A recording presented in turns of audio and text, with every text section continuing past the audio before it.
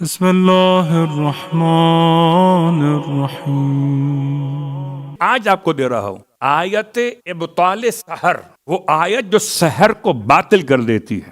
سحر تو سمجھتے ہیں جادو، ٹونا، تعویذ، گنڈے پڑھ کر پھونکنے والیاں، پھونکنے والے، اور ایک خاص طبقہ ہے پاکستان میں، ساری دیواریں کالی دکھائی دیتی ہیں۔ محبوب آپ کے قدموں میں اور آپ ہمارے قدموں میں، جب تک آپ ہمارے قدموں میں نہیں آئیں گے آپ کا کام کیسے ہوگا؟ اور کتنے سارے دیوانے ہیں، دیواروں پہ نمبر پڑھتے اور چلے جاتے۔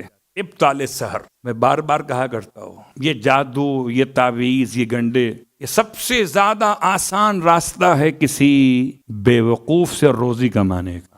ذرا سا آپ کی کمزوری معلوم ہو جائے، آپ کہاں رہتے ہیں، کیا کرتے ہیں، بس ہمارا کام ہو جائے گا۔ آپ پر تو فلاں نے جادو کرا دیا ہے، فلاں نے جادو کرا دیا ہے۔ کیا مطلب؟ کہ آپ کے خاندان میں ایک چھوٹے قد کی ہے، کوئی تو چھوٹے قد کی ہوگی نا۔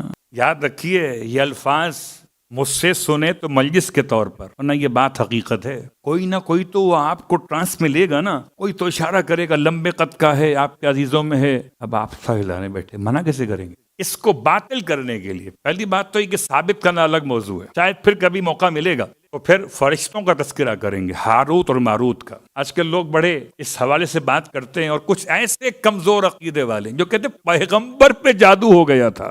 جن کے نبی پہ جادو ہو جائے ان سے مع السلام، یا تو محمد کا نام لو تو جادو باطل ہو جاتا ہے۔ وما محمد الا رسول، یہ آیت اگر مکمل پڑھی جائے، آیت نمبر 144 سورہ آل عمران، تو سورہ تو آپ کا پسندیدہ ہے آل عمران، آیت بھی بہت حسین ہے، خلاصہ 9 ہو جاتا ہے 144۔ آئیے آیت پڑھتے ہیں۔ وما محمد الا رسول، محمد کچھ نہیں سوائے رسول، قد خلت من قبلہ الرسل، ان سے پہلے بھی رسول گزر چکے ہیں، قد خلت من قبلہ الرسل، افئن مات او قتل انقلبتم علی اعقابکم، بس اگر یہ محمد صلی اللہ علیہ وآلہ انتقال کر جائیں، ماتا انتقال کر جائیں، او قتل یا قتل کر دیے جائیں، انقلبتم علی اعقابکم، تو کیا تم اپنے پرانے دین پہ واپس پلٹ جاؤ گے؟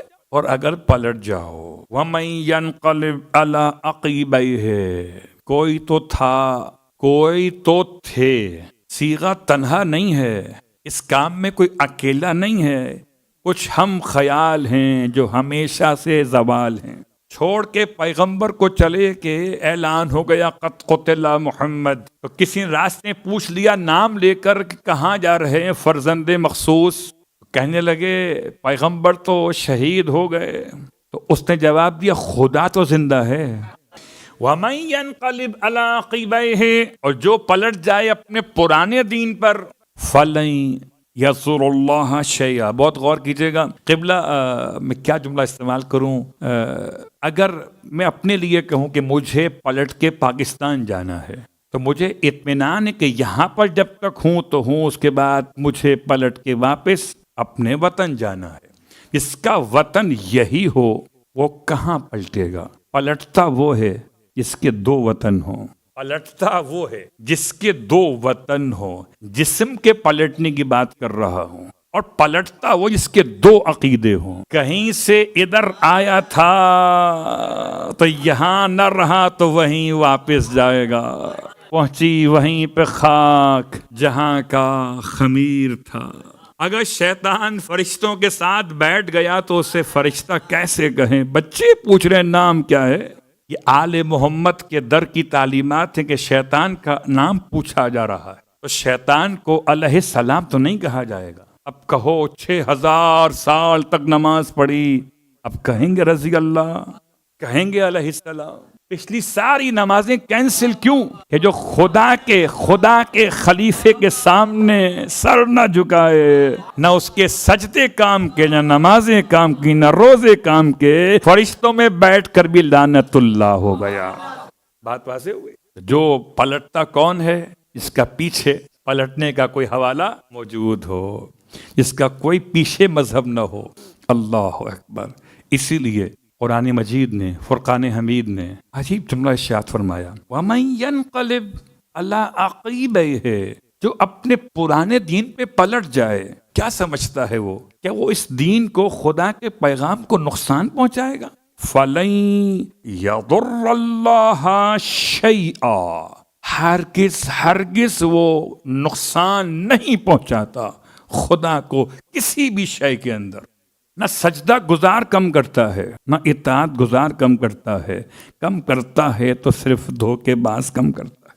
جب تک یہاں تھا سجدہ گزاروں میں دھوکہ دے رہا تھا، اب اگر پلٹ جائے گا تو ایک دھوکے باز ہی تو کم ہوگا، کیا نقصان پہنچائے گا اللہ کو؟ آیت مکمل کرتے ہوئے وَسَيَجْزِي اللَّهُ الشَّاكِرِينَ، اور ان قریب اللہ شکر گزاروں کو جزا دے گا۔ جو رکے وہ شاکر بنے، جو نکل گئے وہ کافر بنے۔ اب تو پہچان لیا اس آیت کو بتوجہ حضور قلب کے ساتھ، اس کے معنی کو، اس کے معنی مفاہیم کو ذہن میں رکھتے ہوئے اگر کوئی انسان تلاوت کرے تو سحر کا توڑ یہ ہے، جادو کے زور کا توڑ یہ ہے۔ اور اگر کوئی جماعت آپ کے خلاف یہ کر رہی ہو اور آپ کو اطلاع مل جائے تو آپ یہ تلاوت کریں، تلاوت یہاں ہوگی، قیامت وہاں ہوگی۔ کیا کمال ہے! پورے قرآن کی آیتوں میں ایک خاص آیت ہے تو جادو کے توڑ کے لیے میں بہت تلاش کرتا رہا، کتنی بار پڑھوں؟ لوگ تو پوچھتے ہیں نا کتنی بار پڑھوں اور کس وقت پڑھوں اور کتنے دن تک پڑھوں، جب تک یہ والا مطمئن نہ ہو جائے پڑھتے رہیے۔ کون سی لمبی آیت ہے!